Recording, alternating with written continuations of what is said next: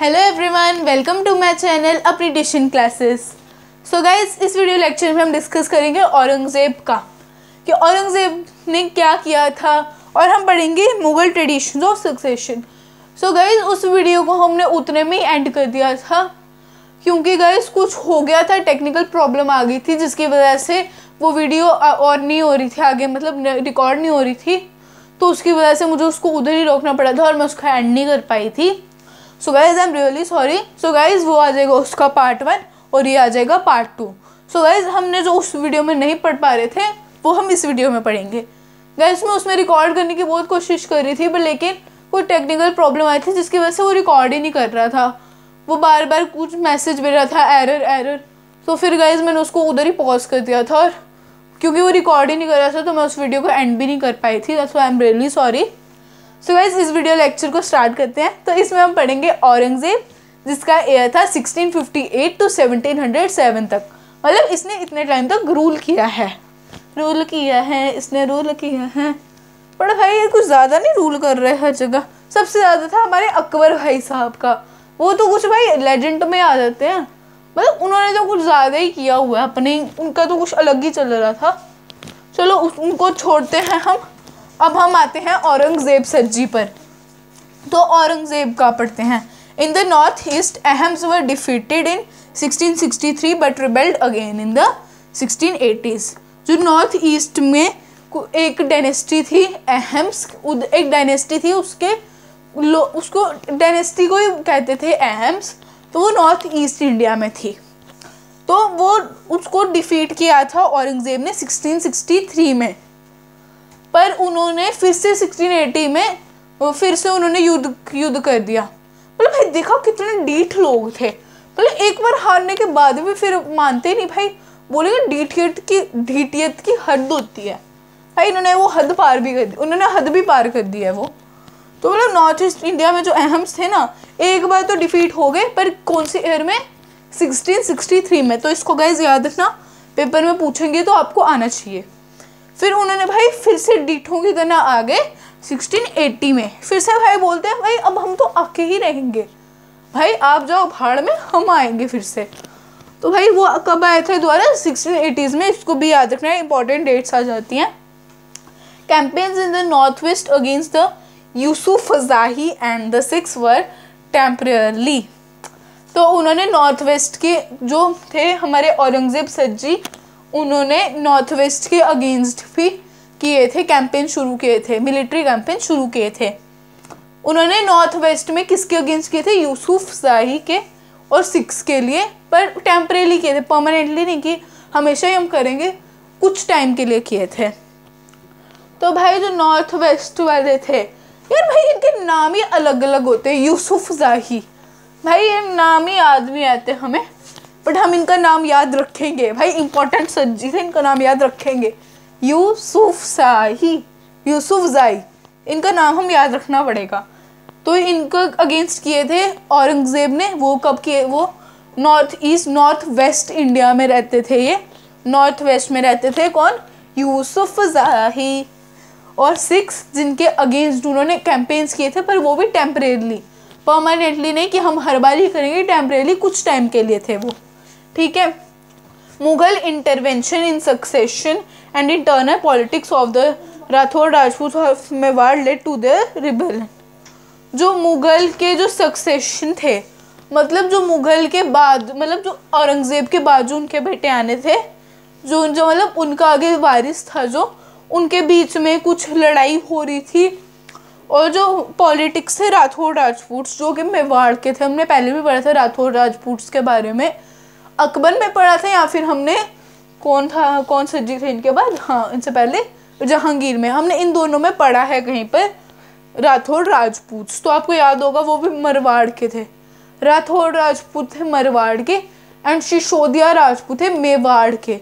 तो गाइज ये उसमें आ सकते हैं, MCQs में भी आ सकता है और मल्टीपल चॉइस में भी आ सकते हैं, फिर इन द ब्लैंक्स में भी पूछ सकते हैं। भाई कुछ भी हो सकता है, पढ़ लो ध्यान से।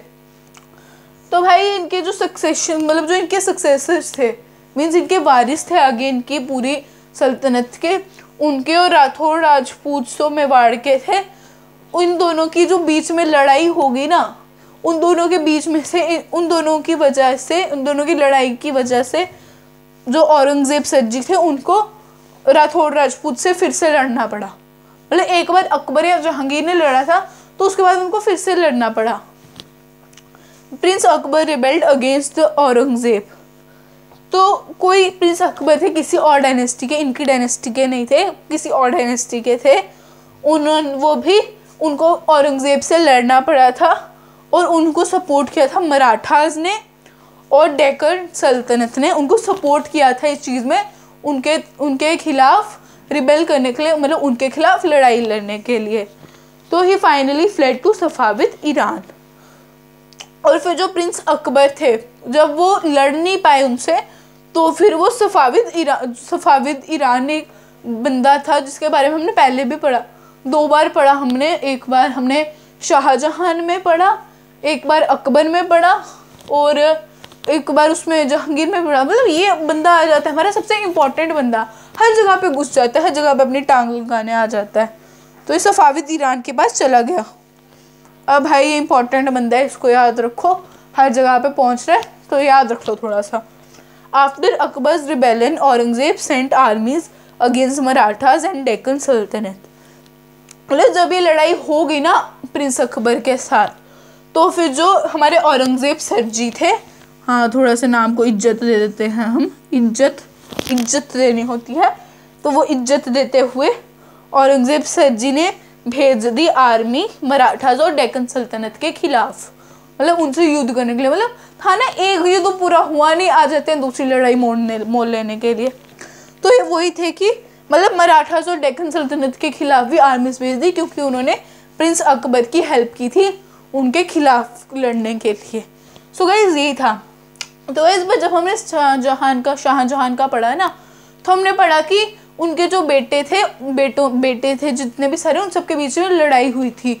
तो गाइस उसमें औरंगजेब जीता था उस लड़ाई में और उसमें उनका जो बड़ा बेटा था शाहजहां का दारा और उनके जितने भी भाई थे वो सारे मर गए थे, उन सबको औरंगजेब ने मार दिया था। So guys Mughal traditionals of succession.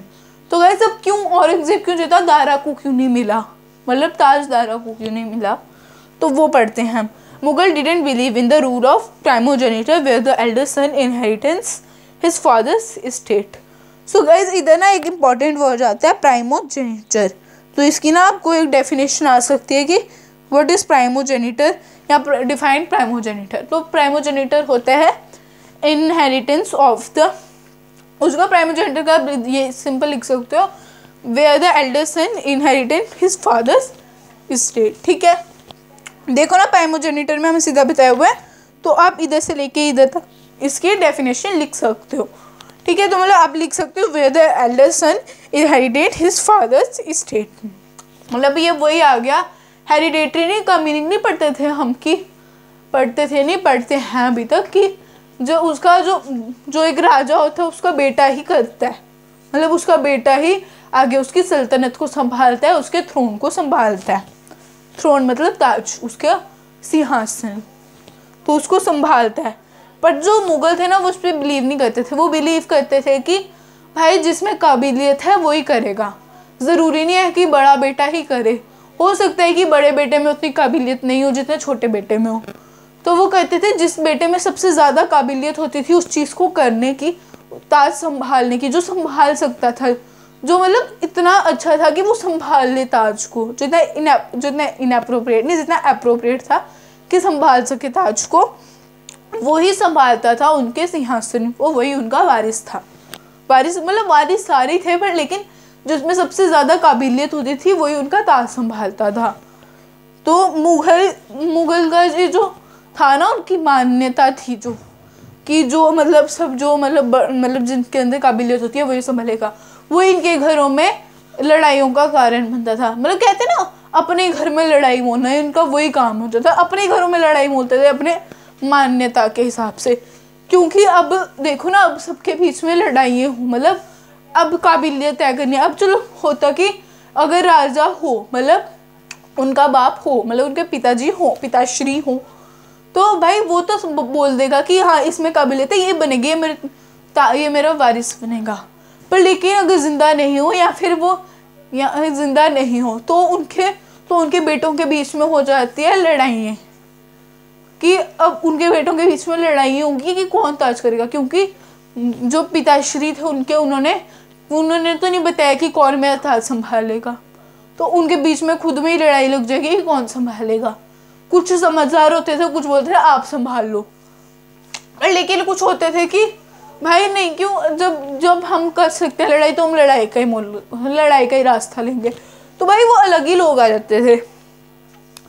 पर वो था कि जैसे शाहजहां था, वो जिंदा भी था जब औरंगजेब, दारा और उनके कुछ भाइयों की लड़ाई हो रही थी, तो वो जिंदा भी था। पर लेकिन शाहजहां को उन्होंने कुछ बोलने का मौका ही नहीं दिया। तो वो कहते हैं हम खुद ही लड़ाई करके सब कुछ तय कर लेंगे, खुद ही लड़ाई करके कर लेंगे कि किसको मिलेगा। तो इनका वो हिसाब था। तो अब आप बोलोगे कि जो मुगल, तो जो महाभारत हुई थी उसमें भी ये था। जो महाभारत हुई थी ना, उसका रीज़न ही अलग था, उसका लड़ाई का रीज़न ही अलग था बिल्कुल। उनको ये, जो पांडव थे ना, उनको ये नहीं था कि हमें ताज चाहिए, हमें सिंहासन संभालना है। वो तो अपने इंद्रप्रस्थ में खुश थे। उन्होंने कहा था कि दुर्योधन है वो हस्तिनापुर को संभाल लेंगे और जो हम हैं वो हम इंद्रप्रस्थ को संभाल लेंगे, कि मतलब जो युधिष्ठिर है वो इंद्रप्रस्थ को संभाल लेंगे, क्योंकि उनको हस्तिनापुर चाहिए ही नहीं था। वो चाहते थे कि इंद्रप्रस्थ में हम अपना संभालेंगे। बट वो था कि उन्होंने अपने अपमान का बदला लेना था। उनको ये नहीं था कि हमें ताज चाहिए। मुगल्स में था ताज के लिए लड़ते थे, महाभारत में था कि उनको कि जो द्रौपदी का अपमान हुआ था उनको उसका बदला चाहिए था। तो वो लड़ाई अलग थी, वो लड़ाई इस चीज़ पे बेस्ड ही नहीं थी। तो जो भी सोचते हैं कि महाभारत भी उसकी वजह हुई थी, तो वो मत सोचो कि महाभारत का रीज़न अलग था, इस चीज़ का रीज़न अलग है। इस चीज़ का रीज़न थ्रोन चाहिए, इस चीज़ का रीज़न है कि हमें थ्रोन चाहिए, और उस चीज़ का रीज़न था कि अपमान का बदला चाहिए। मीन्स जो अपमान हुआ वो क्यों हम मेरे साथ हुआ, क्यों उसके साथ हुआ, क्योंकि उनकी पत्नी थी द्रौपदी। तो द्रौपदी के साथ जो अपमान हुआ था उनको उसका बदला चाहिए था। उनको ये ताज वगैरह का नहीं था। लेकिन जो मुगल्स में जो लड़ाई हो रही थी वो ताज के लिए हो रही थी। और ये लड़ाई सिर्फ औरंगज़ेब से शाहजहां के बच्चों के बीच में नहीं हुई है, ये लड़ाई है वो औरंगज़ेब के बच्चों के बीच में भी हुई है। तो इनके आगे तो बताया ही नहीं है, इनकी फैमिली ट्री आगे नहीं बताया, इनका फैमिली ट्री औरंगज़ेब तक ही बताया है, तो हम औरंगज़ेब तक ही रखेंगे। तो guys, instead they follow the Mughal and Timurid custom coparcenary inheritance और division of the inheritance amongst all the sons. तो गाइस, इसमें ये भी होता था कि वो लड़ाई करके कर लें, या फिर लड़ाई करके कर लेते थे, वो मतलब अपना लड़ाई करके कर लेते थे, या फिर वो कर लेते थे कि ऐसा करते थे कि लड़ाई करके फैसला कर लेते थे कि कौन मतलब बनेगा, किसको ताज मिलेगा, कौन राजा बनेगा आगे। और लेकिन या फिर ये कर देते थे कि वो अपने सारे जितने भी बेटे हैं उन सब के बीच में वो डिस्ट्रीब्यूशन कर देते थे, मतलब वसीयत का जो भी है उनका जितना भी किंगडम है सबके बीच में इक्वली बांट देते थे, ताकि किसी के बीच में लड़ाई नहीं लगे, सभी अपना अपना संभाल लें। बट इनको था कि इनको हमें लड़ाई करके चाहिए, तो कुछ ने लड़ाई करके किया, कुछ ने सबके अंदर बांट दिया। जैसे हुमायूं थे, उन्होंने मिर्ज़ा हकीम और अकबर के बीच में बांट दिया था। ठीक है, उन्होंने मिर्ज़ा हकीम और अकबर के बीच में बांट दिया था ताकि इन दोनों के बीच में लड़ाई ना लगे। फिर जो बाद में तो उनके वो रिबेल कर रहे थे, वो कुछ भी हो रहा था, वो अलग चीज़ आ गई। बट जो उनके पिता थे हुमायूं, उन्होंने अच्छे से किया, उन्होंने बांट के गए हैं वो। और जो हुमायूं की डेथ भी एक बिल्डिंग के एक्सीडेंट में हुई थी, तो मतलब हुमायूं ने भी नहीं बांटा है, तो बांटा था क्योंकि अकबर ने ही बांटा था शायद से। मिर्ज़ा हकीम तो बीच में अकबर ने बांटा था, उन्होंने लड़ाई नहीं की थी। उनको पता है अगर लड़ाई करेंगे तो कोई ना कोई तो मरेगा, मरने से ज़्यादा बेटर है बांट दो। तो क्योंकि हुमायूं को थे जो उनकी अचानक से डेथ हुई थी, उनकी ही बिल्डिंग में एक एक्सीडेंट हुआ था, उसमें वो मरे थे, तो उन्होंने तो नहीं बांटी थी, तो फिर अकबर ने ही बांटी होगी मिर्ज़ा हकीम के साथ, जो उनके सौतेले भाई थे, मीन्स हाफ ब्रदर थे। तो कॉपर्सनरी का मीनिंग आ जाता है, कॉपर्सनरी कि मतलब जिसके अंदर काबिलियत है वो संभालेगा थ्रोन, ठीक है। इनहेरिटेंस और division of the inheritance amongst all the sons, ठीक है।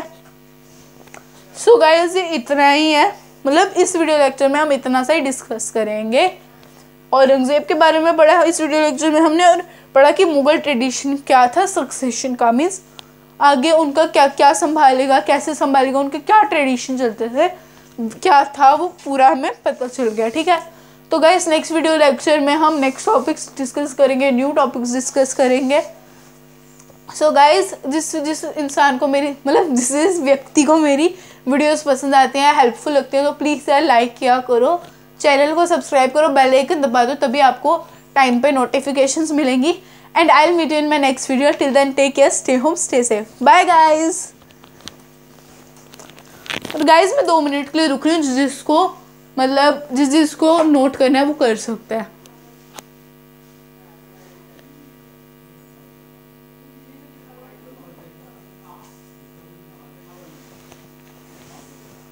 Bye guys.